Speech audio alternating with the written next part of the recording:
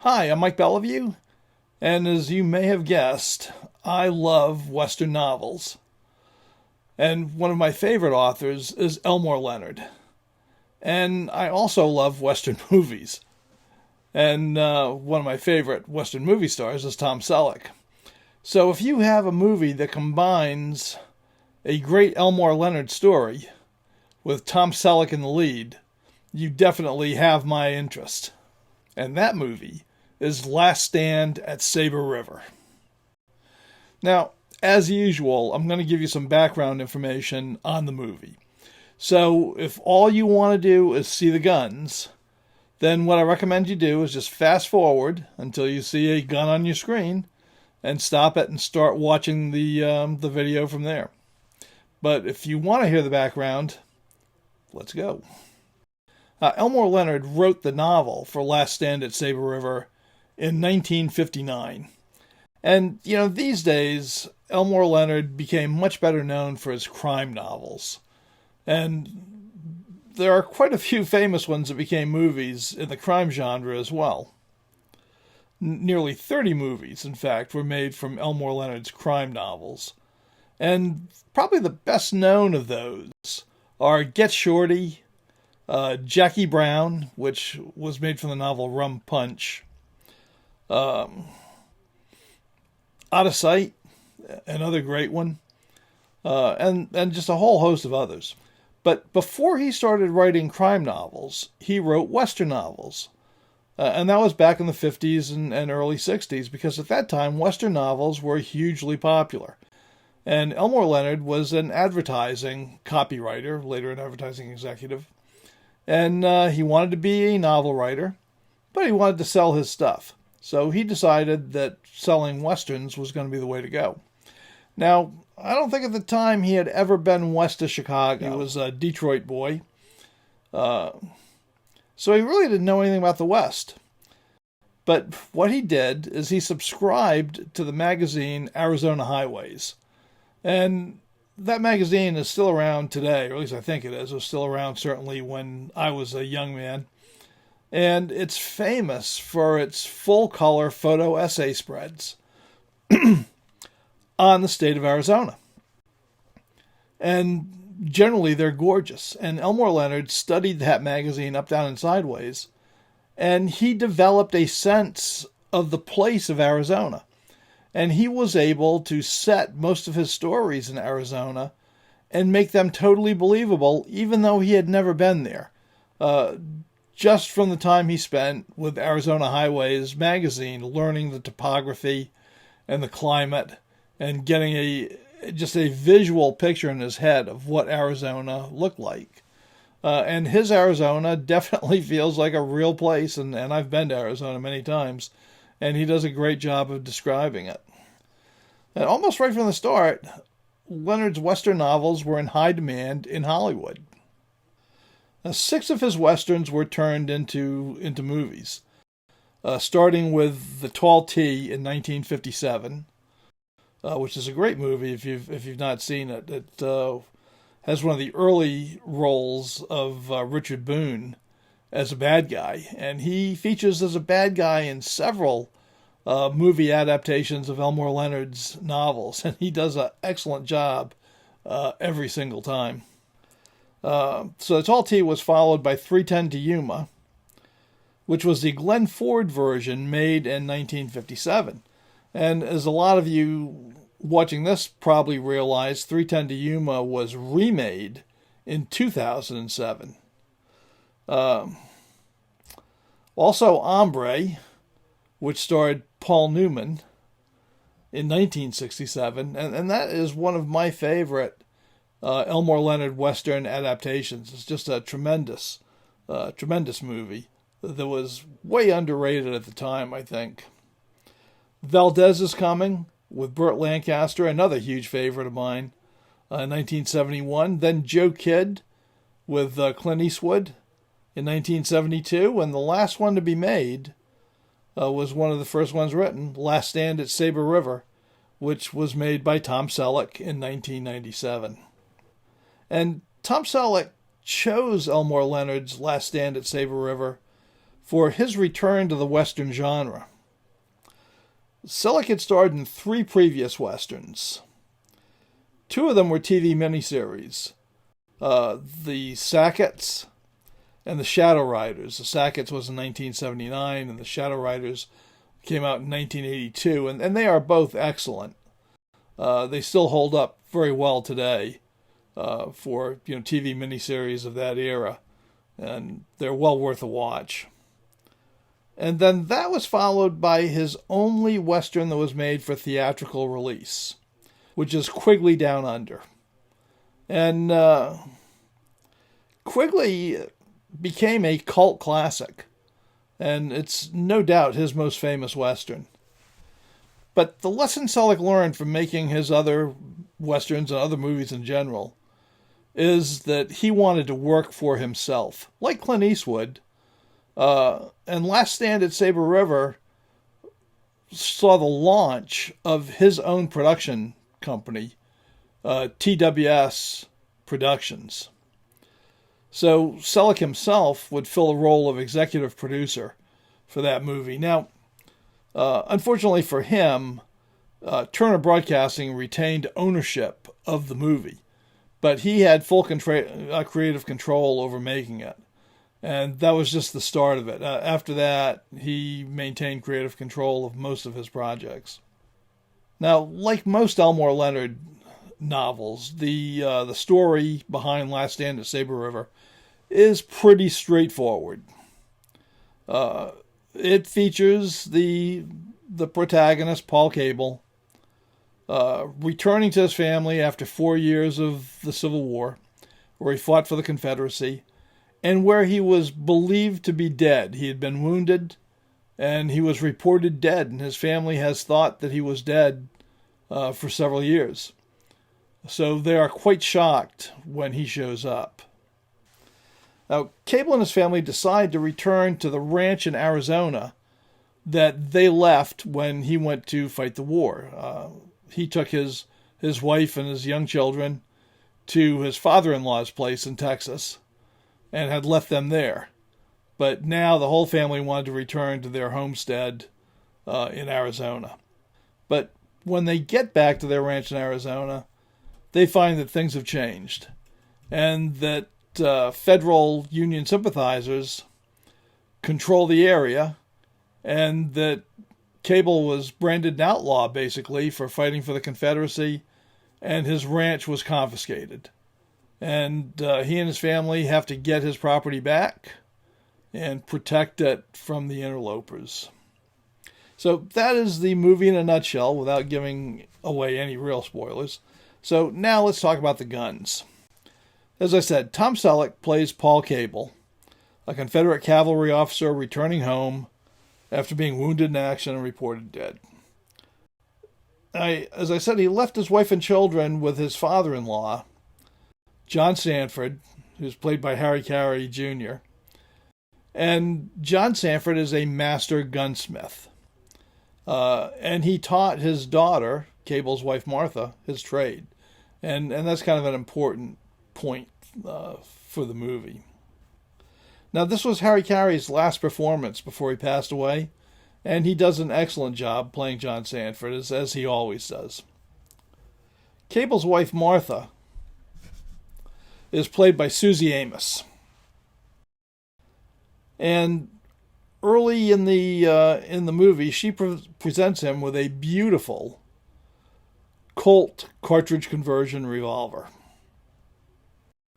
That's a conversion of the .44 caliber 1860 Army cap and ball revolver. Actual Colt's Richards conversions, which is what this really is, weren't manufactured until 1872, so this would have been an anachronism. And to its credit, the movie does try to put an explanation to that, which is that this is a custom gunsmith-built conversion made by Martha herself. And that is actually a thing. I mean, by the 1860s, there were gunsmiths who were converting various percussion guns to fire mostly the .44 rimfire cartridge that was being used in the Henry rifle. So it is quite possible that a gunsmith could have converted this gun. Now, the fact that they made it look exactly like a Colt Richards conversion, that's a bit of a stretch, but I think we can give them this one. Now, the Richards conversion used by Tom Selleck in the movies was actually built by master gunsmith Kenny Howell, who was a friend of mine back in the day, actually back when he was doing this. And I was lucky enough about 20 years ago to get this gun and the gun that Tom Selleck used in the movie Crossfire Trail to have to photograph and shoot and write an article for Guns of the Old West magazine.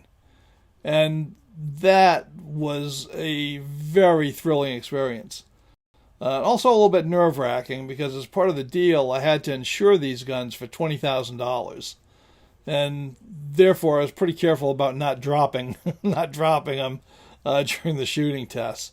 But they were beautiful and excellent shooting guns, so I can contest that these were the real deal, and not just some prop house rental guns.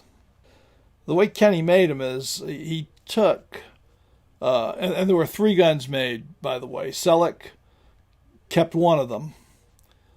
Kenny kept one, and I'm not sure where the third one went, if that went to the production company or what. But and the gun that I got to shoot and test, because all 3 of them were used by Tom Selleck during the movie.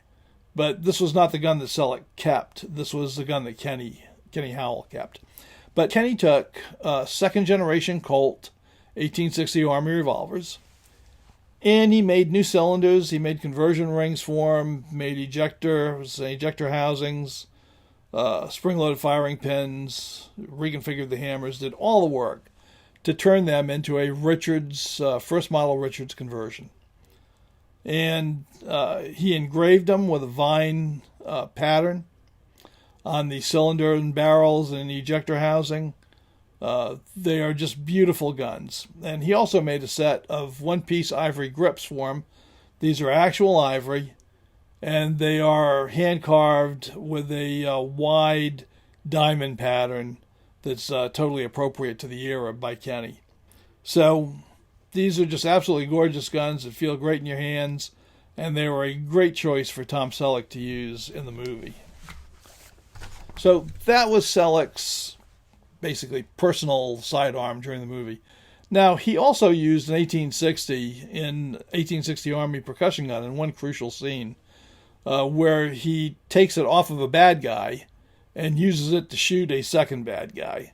So that 1860 gets honorable mention as a Tom Selleck gun in the movie. And for a long gun, Tom Selleck was armed with an 1860 Henry rifle. And this is totally appropriate to the era. It's a lever-action rifle. It's the earliest successful lever-action rifle made, and it was the forerunner for the Winchester rifles. So it uses the same toggle link action that later went into the 1866 and the 1873 and the 1876 rifles, but fired the .44 Henry rimfire round. And instead of loading through a loading gate on the side of the magazine, the end of the magazine swiveled around the barrel with the spring-loaded follower captured in it, and you drop the rounds right into the magazine tube and then close it back up and put the follower down on top of them to push them back down. Beautiful gun. The receiver on this was, the brass receiver was also engraved by Kenny Howell, and it just makes a spectacular looking rifle. Now, in one scene where Cable is shooting it out with some bad guys, you can see the cartridges flipping out of the gun and landing in his hat. And anybody who has shot a Henry or any other toggle link Winchester type rifle is going to be totally familiar with that phenomenon. In fact, give me one sec here.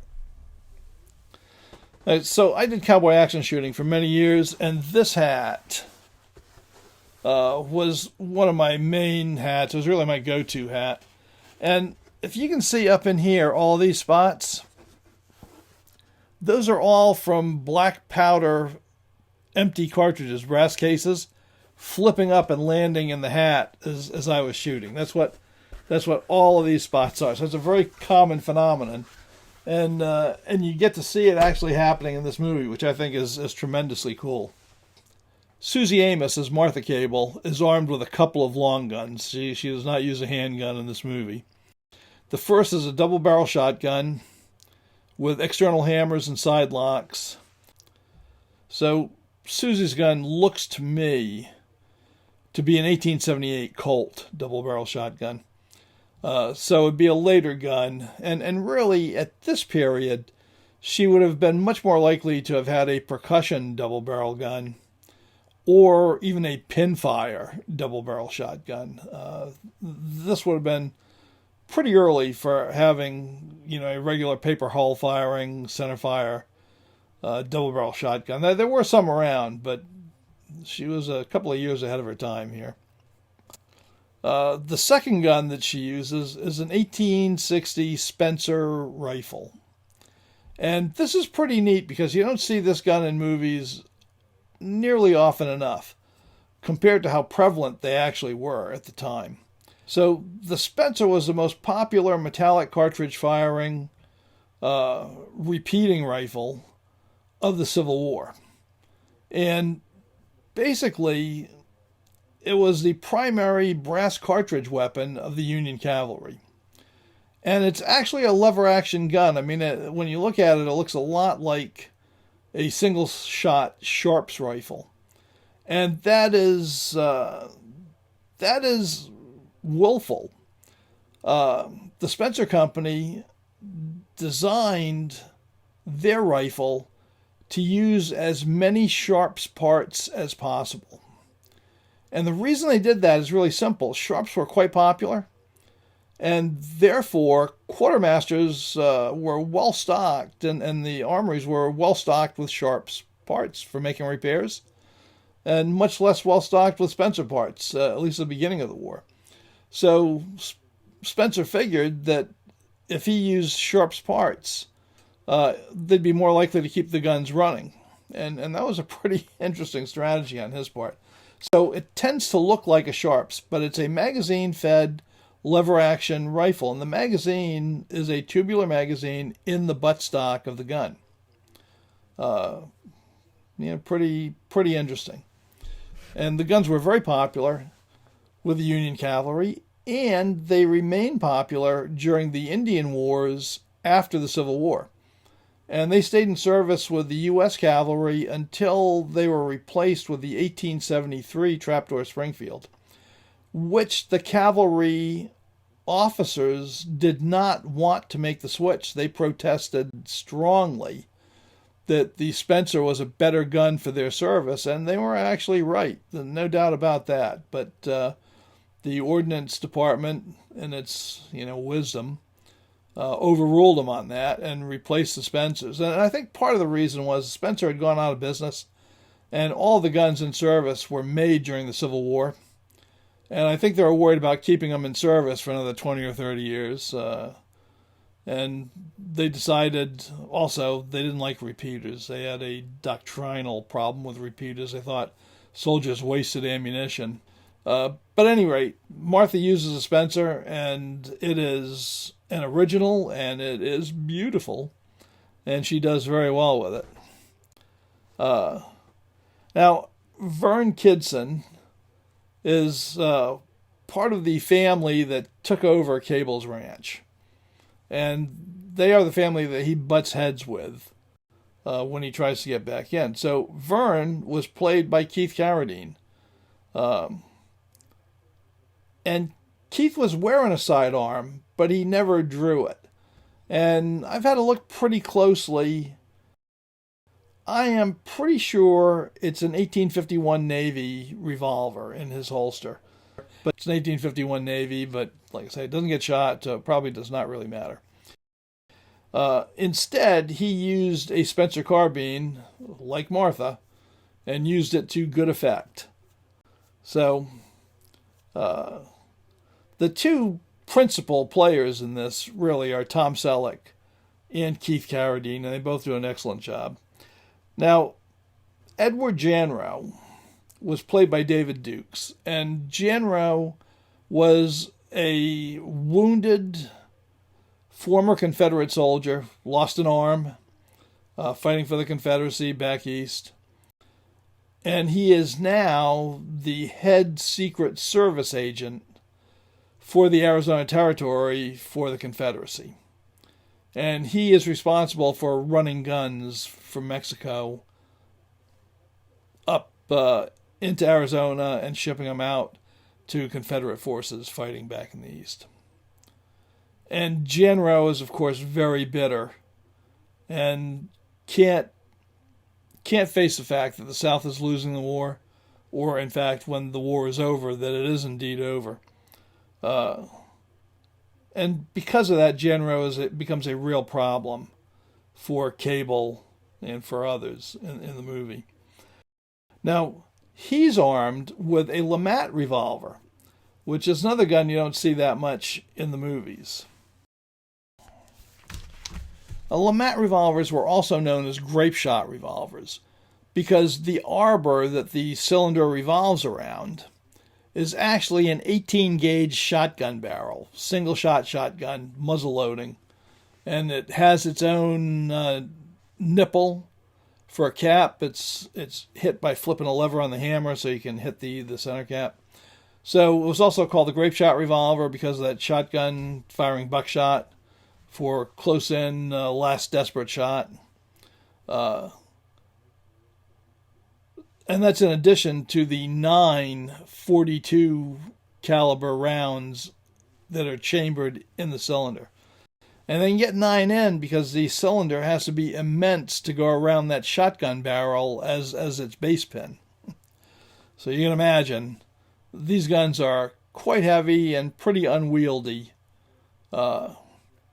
But amazingly, they were pretty popular with general officers during the Civil War on the Confederate side.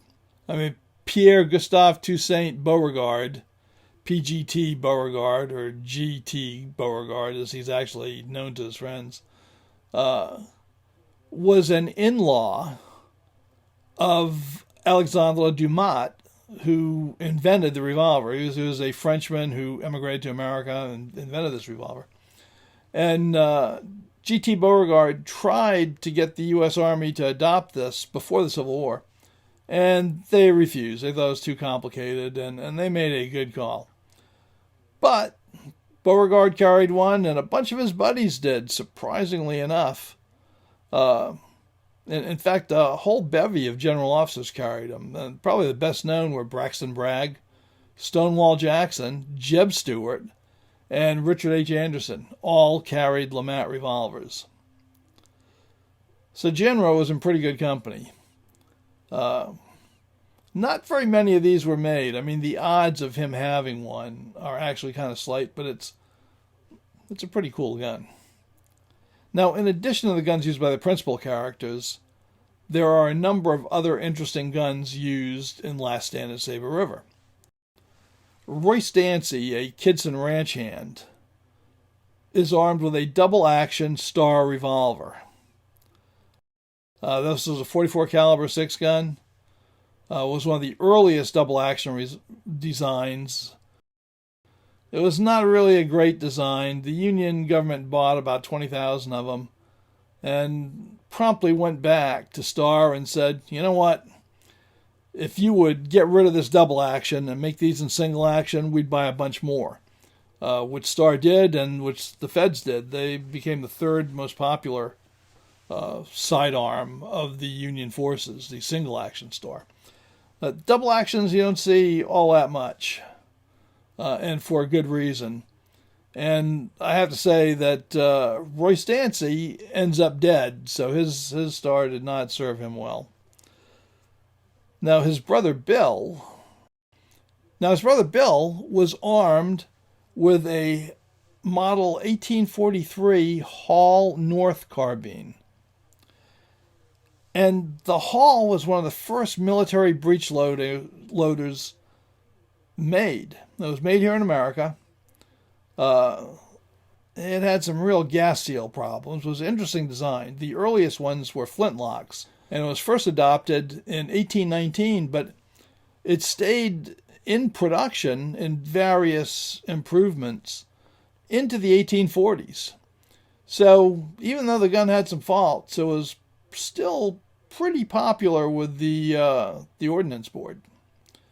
And you really don't see them used very much in movies. So it's kind of a thrill to see an actual, and these are for real, an actual Hall carbine being used in this movie. And most of the guns being used in this movie were provided out of Kenny Howell's actual collection of 19th century guns. And he was the on-set gunsmith for the movie.